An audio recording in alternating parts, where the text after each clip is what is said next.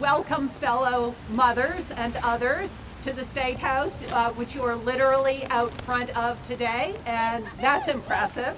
Yes, good for you. A couple of things. Senator Jalen sends her regrets. She was planning to be here, but is off on a mission of mercy. She is a good woman. She does amazing things, and she will be too modest to tell you about them, but she asked me specifically to send her regards today. Earlier today, when I saw what the weather was like, I tried to get you a room inside the building, but the notice was too short. That didn't work. But I will keep my comments short to make up with it.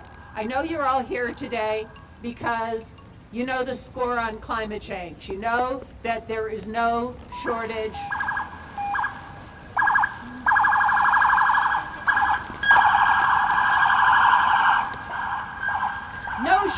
of science, which every day in more detail and more nuance explains what is happening to our planet and why.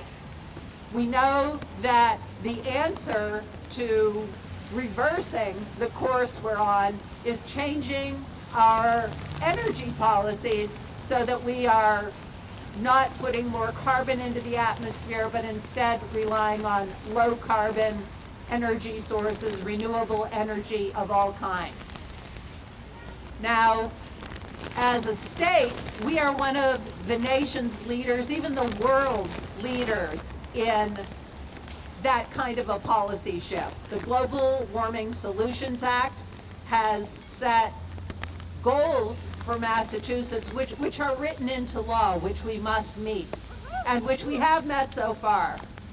We have, yes, it's a remarkable thing. There are not many states that have done this. We have a Green Communities Act that has set up renewable portfolios. We are the #1 state in the nation in energy efficiency for the last 3 years.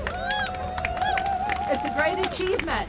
Even though we are a small state and fairly far north, we are #3 in the nation for solar energy generated. Yes. And for jobs in the solar energy sector. Green energy has been a commitment of this Commonwealth, and we continue to move forward in the development of all kinds of innovative energy solutions. But we need to be talking to folks in other states. We need to push our federal government, and as has been rightly pointed out, cities and towns are an important part of the solution too. Even in states that are bent on fossil fuel development, local governments can do remarkable things. You may have heard that Denton, Texas, in the heart of the petroleum fields, voted in a referendum to ban fracking. Texas, Denton. Yes, go Denton.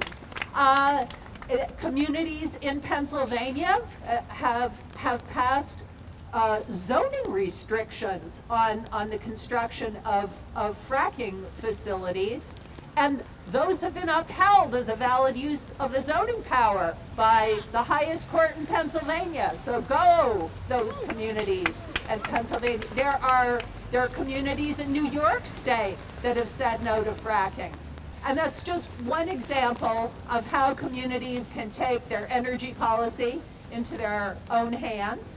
So let's go and do that. Thank you for being here. Thank you for taking up this cause and for having me.